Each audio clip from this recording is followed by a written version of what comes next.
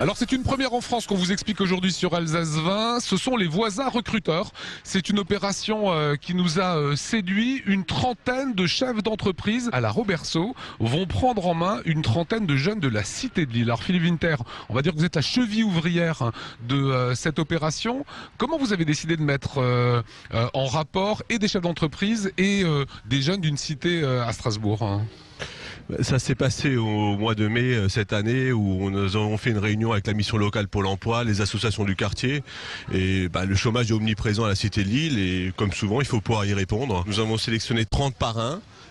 Qui sont connus pour avoir du réseau, qui sont des commerçants, donc je l'ai déjà dit, des entrepreneurs, et qui, durant maintenant 3 mois jusqu'à Noël, vont prendre en charge leurs filleuls, leur apporter leur soutien et leur réseau. Sélectionnés sur quels critères les filleuls?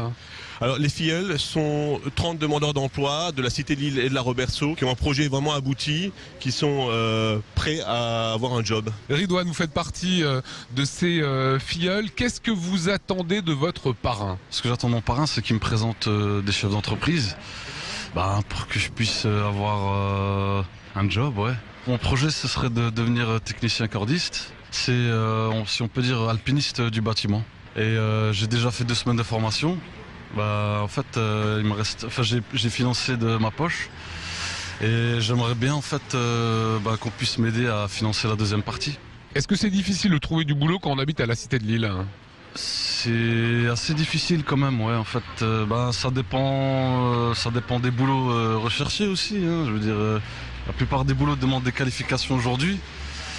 Et ça reste assez difficile quand même, ouais. Alors Sybille, vous recherchez aussi du travail. La Roberceau, on va dire que c'est 2 quartiers en un. Il y a un quartier qui est plutôt bourgeois, qui est plutôt cher. Il y a la Cité de Lille qui n'a pas forcément une bonne réputation. Quand on vient d'un quartier comme la Cité de Lille, est-ce que c'est plus difficile de trouver du boulot? C'est pas ça l'inconvénient. C'est plutôt, on n'est pas super encadré. Donc je pense que c'est aussi ça. Comme avait dit Philippe, c'est plutôt quand on arrive à l'entretien qu'on bloque. Donc on est vraiment réticent par rapport aux entretiens parce que on a toujours du mal, on est jeune et on a toujours du mal les premiers entretiens, etc. Donc c'est peut-être ça qui nous bloque pour l'accès à l'emploi. Là vous allez rencontrer votre parrain. Oui. Qu'est-ce que vous attendez de lui en fait? Qu'il m'encadre bien déjà et que vraiment il m'aide à trouver dans la branche que je veux, quoi. Vraiment qu'il me donne un grand coup de pouce pour ça en fait, pour accéder à ce que je veux. Donc, mais est-ce que trouver du boulot finalement, c'est pas se prendre en main soi-même, quoi? C'est pas lui qui va bosser à votre place. Bah oui, c'est sûr, mais il faut quand même, je veux dire, moi personnellement j'ai besoin d'un coup de pouce, je veux dire, parce que j'ai toujours été timide par rapport aux entretiens, etc. Donc j'ai toujours été, voilà, c'est ça qui m'a bloquée, on va dire. Je veux dire, je suis une jeune fille, j'ai pas de réseau, j'ai fait mes recherches de mon côté, mais c'est pas super facile, quoi. Je veux dire, c'est quand même assez difficile l'accès à l'emploi, surtout en esthétique pour moi personnellement. Claude Sandrin, vous êtes un parrain, on entendait le témoignage de Sybille ou de Ridouane.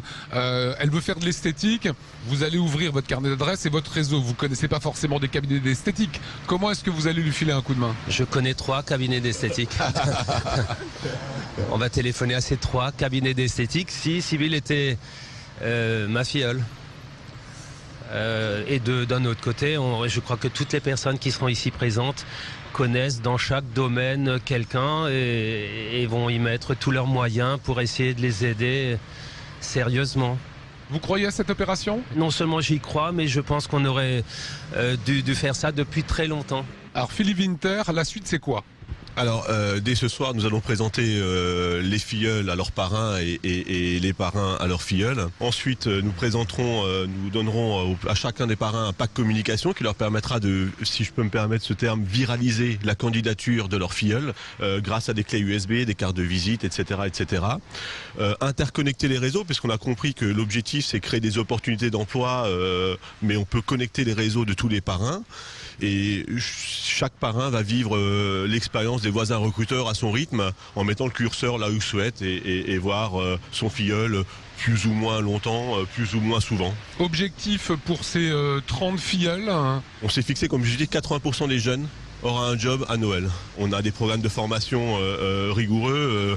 On va dire que les filleuls, ils sont dans un cursus de professionnalisation intense jusqu'à Noël. Voilà, faut être motivé. En tout cas, c'est une belle opération, ces voisins recruteurs qu'on voulait vous montrer aujourd'hui sur Alsace 20.